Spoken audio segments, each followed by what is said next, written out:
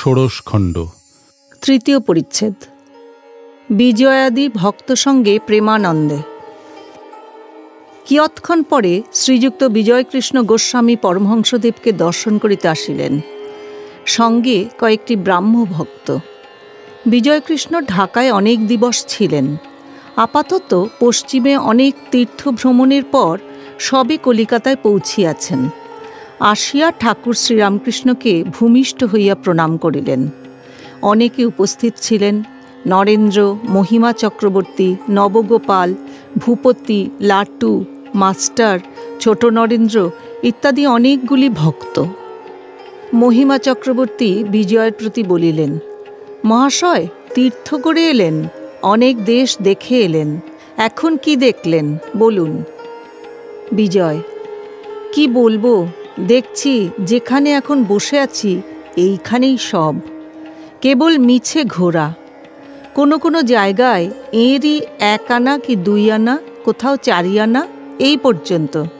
এইখানেই পূর্ণ 16 আনা দেখছি। মহিমা চক্রবর্তী, ঠিক বলেছেন, আবার ইনিই ঘোরান, ইনিই বসান। শ্রীরামকৃষ্ণ নরেন্দ্রের প্রতি বলিলেন, দেখো বিজয়ের অবস্থা কি হয়েছে, লক্ষণ সব বদলে গেছে, যেন আউটে গেছে। আমি পরমহংসের ঘাড় ও কপাল দেখে চিনতে পারি, বলতে পারি পরমহংস কি না।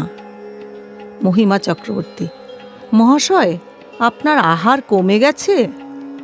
বিজয়, হ্যাঁ বোধহয় গিয়েছে। শ্রীরামকৃষ্ণের প্রতি, আপনার পীড়ার কথা শুনে দেখতে এলাম। আবার ঢাকা থেকে। শ্রীরামকৃষ্ণ, কি? বিজয় কোনো উত্তর দিলেন না, খানিকক্ষণ চুপ করিয়া রহিলেন। বিজয়, ধরা না দিলে ধরা শক্ত, এইখানেই 16 আনা। শ্রীরামকৃষ্ণ, কেদার বললে অন্য জায়গায় খেতে পাই না, এখানে এসে পেট ভরা পেলুম। মহিমা চক্রবর্তী, পেট ভরা কি? উপচে পড়ছে।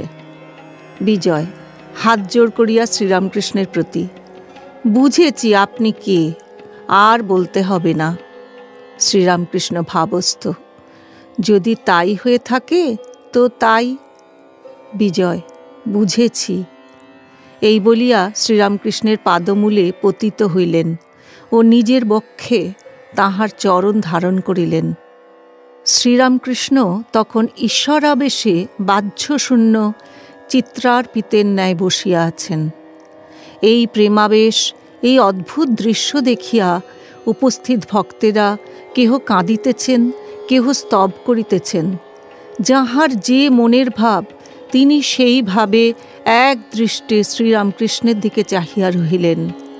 কেহ তাহাকে পরম ভক্ত, কেহ সাধু, কেহ বা সাক্ষাৎ দেহধারী ঈশ্বর অবতার দেখিতেছেন। যাহার যেমন ভাব। মহিমাচরণ শাস্ত্রু নয়নে গাহিলেন, দেখো দেখো প্রেমমূর্তি। ও মাঝে মাঝে যেন ব্রহ্মদর্শন করিতেছেন, এইভাবে বলিতেছেন, তুরিয়াং সচ্চিদানন্দম দ্বৈতাদ্বৈত বিবর্জিতম। নবগোপাল কাঁদিতেছেন। আরেকটি ভক্ত ভূপতি গাহিলেন, জয় জয় পরব্রহ্ম, অপার তুমি অগম্য, পরাৎপর তুমি সারাৎসার, সত্যের আলোক তুমি, প্রেমের আকর ভূমি, মঙ্গলের তুমি মূলাধার। নানা রসযুত ভব, গভীর রচনা তব, উচ্ছ্বসিত শোভায় শোভায়, মহাকবি আদি কবি, ছন্দে উঠে শশী রবি, ছন্দে পুনঃ অস্তা চলে যায়। তারকা কনক কুচি, জলদ অক্ষর রুচি, গীত লেখা নীলাম্বর পাতে। 6 ঋতু সম্বৎসরে মহিমা কীর্তন করে, সুখপূর্ণ চরাচর সাথে, কুসুমে তোমার কান্তি, শল্যে তোমার শান্তি। বজ্ররবে রুদ্র তুমি ভীম, তব ভাব গূঢ় অতি, কি জানিবে মূঢ়মতি, ধ্যায় যুগ যুগান্ত অসীম। আনন্দে সবে আনন্দে, তোমার চরণ বন্দে, কোটি চন্দ্র কোটি সূর্য তারা, তোমারই এ রচনারি, ভাব লয়ে নরনারী, হাহাকারে নেত্রে বহে ধারা। মিলি সুর নর রিভু, প্রণমে তোমায় বিভু, তুমি সর্বমঙ্গল আলয়। দেও জ্ঞান, দেও প্রেম, দেও ভক্তি, দেও ক্ষেম, দেও দেও উপদে আশ্রয়। ভূপতি আবার গাহিতেছেন, চিদানন্দ সিন্ধু নীরে, প্রেমানন্দের লহরী, মহাভাব রসলীলা, কি মাধুরী মরি মরি। বিবিধ বিলাস রসপ্রসঙ্গ, কত অভিনব ভাব তরঙ্গ। ডুবিছে উঠিছে করিছে রঙ্গ, নবীন নবীন রূপ ধরি। মহাযোগে সমুদায় একাকার হইল, দেশকাল ব্যবধান ভেদাভেদ ঘুচিল। এখন আনন্দে মাতিয়া দুবাহু তুলিয়া বলরে মন হরি হরি। টুটল ভরম ভীতি, ধরম করম নীতি, দূর ভেল জাতি কুলমান। কাহা হাম কাহা হরি, প্রাণ মন চুরি করি, বধুয়া করিলা পয়ান। ভাবেতে হল বিভোর, অবহির হৃদয়ে মোর, নাহি যাত আপনা পসান। প্রেমদাস কহে হাসি, শুনো সাধু জগবাসী, ऐसा ही নূতন বিধান। কিছু ভয় নাই, ভয় নাই। অনেকক্ষণ পরে ঠাকুর শ্রীরামকৃষ্ণ প্রকৃতিস্থ হইলেন। শ্রীরামকৃষ্ণ মাস্টারের প্রতি বলিলেন, কি একটা হয় আবেশে, এখন লজ্জা হচ্ছে, যেন ভূতে পায়। আমি আর আমি থাকি না। এ অবস্থার পর গণনা হয় না, গণতে গেলে 1, 7, 8 এই রকম গণনা হয়।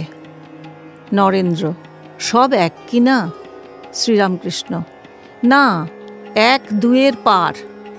মহিমাচরণ, আজ্ঞা হাঁ, দ্বৈতা দ্বৈত বিবর্জিতম। শ্রীরামকৃষ্ণ, হিসাব পচে যায়, পাণ্ডিত্যের দ্বারা তাকে পাওয়া যায় না। তিনি শাস্ত্র, বেদ, পুরাণ, তন্ত্রের পার। হাতে একখানা বই যদি দেখি, জ্ঞানী হলেও তাকে রাজর্ষি বলে কই। ব্রহ্মর্ষির কোনো চিহ্ন থাকে না। শাস্ত্রের কি ব্যবহার জানো? একজন চিঠি লিখেছিল, 5 সের সন্দেশ ও একখানা কাপড় পাঠাইবে। যে চিঠি পেলে সে চিঠি পড়ে 5 সের সন্দেশ ও একখানা কাপড় এই কথা মনে রেখে চিঠিখানা ফেলে দিলে। আর চিঠির কি দরকার? বিজয়, সন্দেশ পাঠানো হয়েছে, বোঝা গেছে। শ্রীরামকৃষ্ণ, মানুষ দেহ ধারণ করে ঈশ্বর অবতীর্ণ হন। তিনি সর্বস্থানে সর্বভূতে আছেন বটে, কিন্তু অবতার না হলে জীবের আকাঙ্ক্ষা পুরে না, প্রয়োজন মেটে না। কীরকম জানো? গরুর যেখানটা ছোঁবে গরুকে ছোঁয়াই হয় বটে। শিংটা ছুলেও গাইটাকে ছোঁয়া হলো, কিন্তু গাইটার বাঁট থেকেই দুধ হয়। সকলের হাস্য। মহিমা, দুধ যদি দরকার হয়, গাইটার শিঙে মুখ দিলে কি হবে? বাঁটে মুখ দিতে হবে।